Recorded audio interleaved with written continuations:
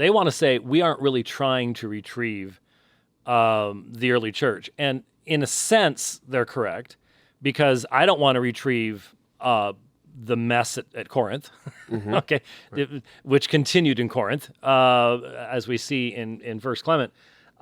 What I want is the apostolic witness. Right. That is the issue. And in a sense, Rome agrees with that. They just simply say that the apostolic witness is not limited to Scripture. You have sacred Scripture as the sacred tradition as the overarching banner. You have the written element of that, and you have the oral element of that. And that's where the issue is there's this oral element, and our argument is you simply cannot demonstrate in any way, shape, or form that what you have defined on the basis of tradition was actually delivered by the apostles to the first generation of Christians. It's just not possible. And so that's where everything becomes discombobulated between the two. But the point is, at the Reformation, they were not saying, we're going to start something new. You've messed things up so badly, we're going to start something new. They weren't saying that. They're saying these accretions, these additions have taken place over time, where you get maybe someone trying to do something good, but they go off track, and then that gets built upon by the next person, built upon by the next person, and pretty soon you're in the next county. As far as away from apostolic truth is concerned. And so there has to be a mechanism of correcting that kind of thing.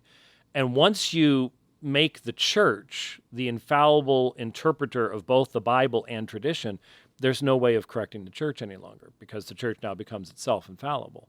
But this is very, very important, because I don't know about how many you've talked to, but I've lost count of how many people I've talked to who said, well, once I started reading the early church fathers, that's when I found out I needed to become a Catholic because they were Catholics like me and all the rest of the stuff. And I'm like, what exactly were you reading? What exactly were you listening to? What do you do about this? And I just point out one place, and they're so uncomfortable when they encounter just how variegated and how wide the opinions were. Yeah. And I'm like, okay, so if this becomes your authority, if this becomes the lens through which you read Scripture, no wonder you're going to deny the perspicuity of Scripture. Well, I think Roman Catholics and Protestants, Roman Catholics and the Reformed, need to sort of mutually have a certain feeling of frustration with the fathers. I feel it. Mm-hmm. And I've seen it with Roman Catholics I've engaged with, frustration they will have, where you'll look at a person, and we've already said this, but you go, that's amazing. That sounds just like Jesus. That sounds just like Paul. And then you watch them on the next page, faceplant. And you're like, that's frustrating. Mm-hmm. And the Roman Catholic has to, if they have integrity, if they have honesty, they have to say they feel the same frustration, that these fallible, uninspired men, they say the stuff that I like, and then they faceplant. But dogmatically, they have to believe, Satis Cognium said long time ago, the teachings on the papacy are the constant ancient faith of the church. They've been told this is what we've taught all along.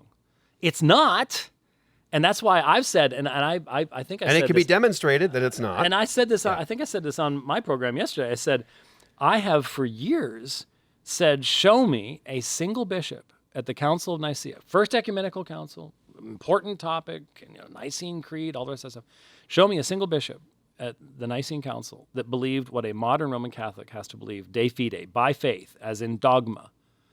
And they can't, because there's nobody there that believed what a modern Roman Catholic has to believe. Yeah. Now, there were variances even amongst them, but the point is that the men who gave us the Nicene Creed did not believe in the bodily assumption of Mary and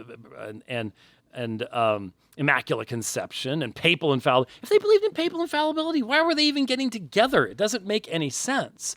And the whole idea that, the Nicene Council could only have been accepted if the Pope approved it, that's rubbish. That is pure anachronism.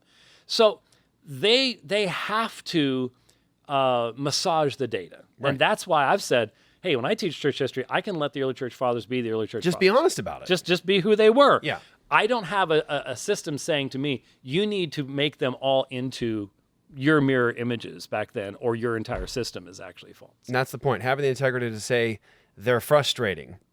They are. An honest Roman Catholic and an honest Reformed person should say that. It's frustrating. It's frustrating because there's moments of great glory and moments of great big faceplants.